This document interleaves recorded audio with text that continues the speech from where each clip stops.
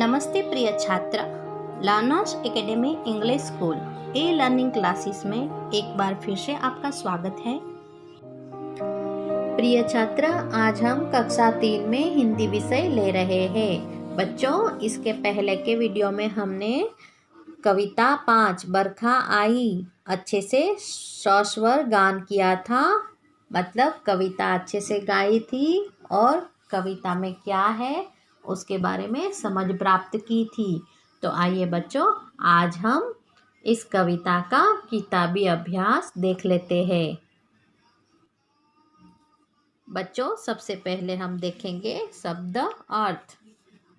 बरखा बारिश, नभ आकाश, पात पत्ता, सुहानी सुहावनी। तो बच्चों, शब्द के अर्थ आपको अच्छे से समझ में आ गए ना। आगे है पाठबोध। पाठबोध में प्रश्न 1, प्रश्नों के उत्तर 2। बच्चों, यहाँ पे मौखिक एवं लिखित दोनों दिए गए हैं। आइए सबसे पहले देखते हैं। मौखिक में है क, बारिश होने के बाद चारों तरफ क्या क्या दिखाई देता है। तो उत्तर में क्या आएगा कि बारिश होने के बाद चारों तरफ हरियाली दिखाई देती है। ख, आपको कौन सा मौसम अच्छा लगता है और क्यों। तो बच्चों, इस प्रश्न का उत्तर तो आप ही को देना होगा कि आपको कौन सा मौसम अच्छा लगता है, सर्दी का, गर्मी का या बरसात का मौसम, और क्यों अच्छा लगता है। बच्चों, ये मौखिक के जो प्रश्नोत्तर है वो आपको लिखने नहीं होंगे, सिर्फ मौखिक उत्तर ही देने हैं। ग, सब मिलकर ऊंचे स्वर में कविता गाओ। तो बच्चों, यह कविता हमने अच्छे से पहले ही सस्वर गाई है ना। तो ये मौखिक जो प्रश्न दिए गए हैं ना, उनके उत्तर आपको लिखने नहीं हैं। लिखित, बारिश आने से पहले आसमान कैसा होता है। उत्तर में क्या लिखेंगे। बारिश आने से पहले आसमान में काले बादल छा जाते हैं। ख, डालों पर हरियाली कब आती है। उत्तर में लिखेंगे बारिश आने के बाद डालों पर हरियाली आती है। ग, बरखा आने से कौन कौन खुश हुआ।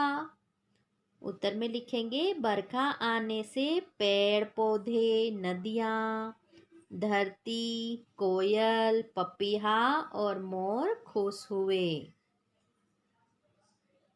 मोर कब नाच दिखाता है। उत्तर में लिखेंगे आसमान में काले बादल आने पर मोर नाच दिखाता है। प्रश्न 2, कविता की पंक्तियाँ पूरी करो। बच्चों, यहाँ पर क, ख और ग में कविता की पंक्तियाँ दी गई है, तो हमें वो पूरी करनी है। काव्य पंक्ति को पूर्ण करना है।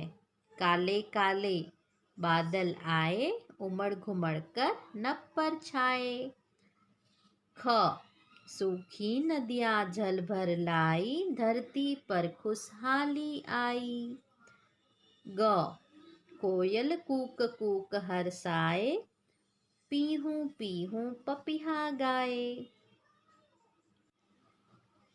तो बच्चों, आपको कविता 5 बरखा आई का अभ्यास में शब्द अर्थ एवं पाठबोध में मौखिक एवं लिखित प्रश्न 1 और 2 अच्छे से समझ में आ गए होंगे। आइए आगे हम देखते हैं भाषा ज्ञान।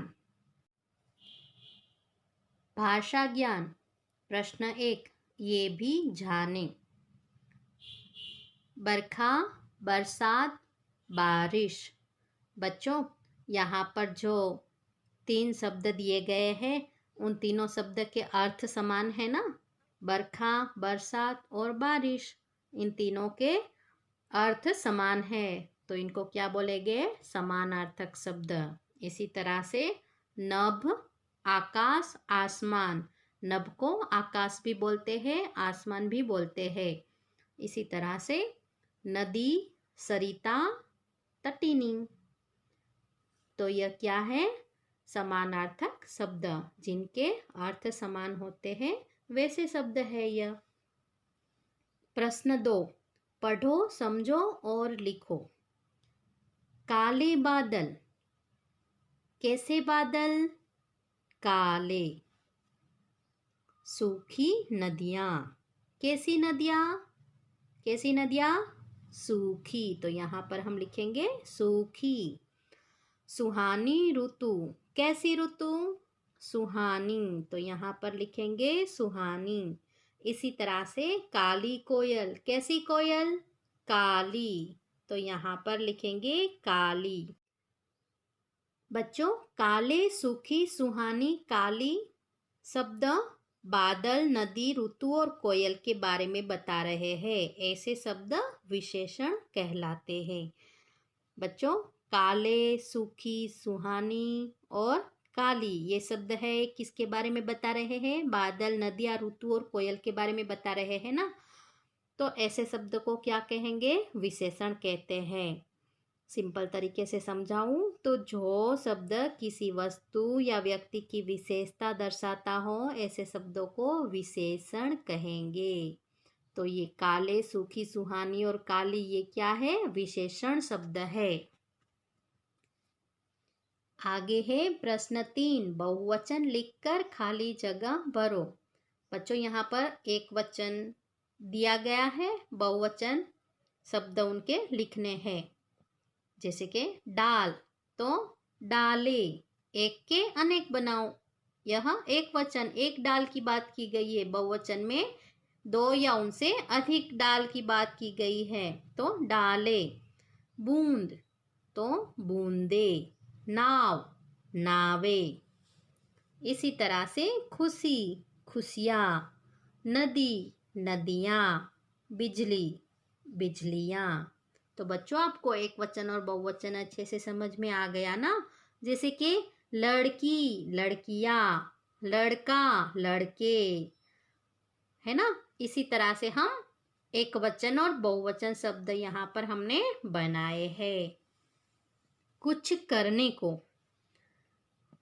जब बारिश हो तो क्या क्या खाना अच्छा लगता है? चित्र बनाओ। तो बच्चों, आपको जो बारिश में जो खाना अच्छा लगता हो ना, उन चीज़ों के नेम आपको लिखने हैं और आपको क्या करना है? नेम लिखकर फिर आपको चित्र भी बनाना है। जैसे कि पिज़्ज़ा, पकोड़े, भजिया, चाट, जो भी आपको अच्छा लगता हो उनके नेम लिखकर आप उनके चित्र अपनी नोटबुक में बनाएंगे। एक कागज की नाव बनाकर टब में पानी भरकर तैराओ। बच्चों, यहाँ पर कागज की नाव कैसे बनाते हैं उनके स्टेप दिए गए हैं। आपको क्या करना है? आपके मम्मी पापा या भाई बहन की हेल्प लेकर कागज की एक अच्छी सी नाव बनानी है और बारिश का पानी या तो फिर टब में पानी भरकर या तो फिर बारिश का पानी हो आपके घर के आसपास तो उधर आप नाव तैराओगे। आगे है शब्दों का खेल। 1, इन शब्दों को उलट कर देखो क्या बना। बच्चों, यहाँ पर कुछ शब्द दिए गए हैं। अब है ना, आपको मजा आने वाला है। देखो, बस, यहाँ पर क्या लिखा है? बस। हमें क्या करना है? इन शब्दों को उलट कर देखना है। जैसे कि सब, क्या बना? बस का बन गया सब। इस तरह से लगा, तो गाल, गाल। शब्द को हमें उल्टा कर देना है। खीरा, खीरा का क्या बन जाएगा? राखी। ये खीरा है ना, उनका उल्टा किया तो क्या बन गया? राखी। इसी तरह से नीरा, तो क्या बन गया? रानी। नमन, नमन। इसी तरह से भला, तो लाभ। हवा, तो वाह। नाच, तो चना। हरा, तो राह। इसी तरह से जलज, तो जलज का जलज ही रहेगा। तो बच्चों, शब्द को उल्टा कर देखने से हमें मजा आया ना, किस तरह से शब्द में से शब्द बन गए। 2, यहाँ कुछ वर्ण इधर उधर हो गए हैं, उन्हें सही क्रम में लिखकर शब्द बनाओ। बच्चों यहाँ पर वर्ण है वो इधर उधर हो गए हैं, हमें क्या करना है, सही क्रम में लिखना है और शब्द बनाने हैं। जैसे कि बू खू श, तो ये वर्ण इधर उधर हो गए ना, हम क्या लिखेंगे, खुशबू, और यहाँ पर लिखेंगे खुशबू। इसी तरह से ला ब ता, तो इनको वर्णों को हम सही क्रम में कैसे लिखेंगे, तालाब, तालाब, और यहाँ पर लिखेंगे तालाब। झारबा, बाजार, बाजार, यह क्या है, आसमान, यहाँ पर हम लिखेंगे आसमान। वीर रवा, रविवार, यहाँ पर हम लिखेंगे रविवार। इसी तरह से री ली ह या, तो इन वर्णों को हम सही क्रम में रखेंगे तो क्या हो जाएगा, हरियाली, हरियाली। बच्चों आगे एक सुंदर चित्र दिया गया है, जो एक जंगल का चित्र है, और हाँ, बहुत सारे पशु पक्षी दिए गए हैं। आइए हम देखते हैं कौन कौन से पशु पक्षी है। यहाँ कौन है, जंगल का राजा शेर, जो कि जंगल का राजा है, दहाड़ता है तो सारे प्राणी डर जाते हैं।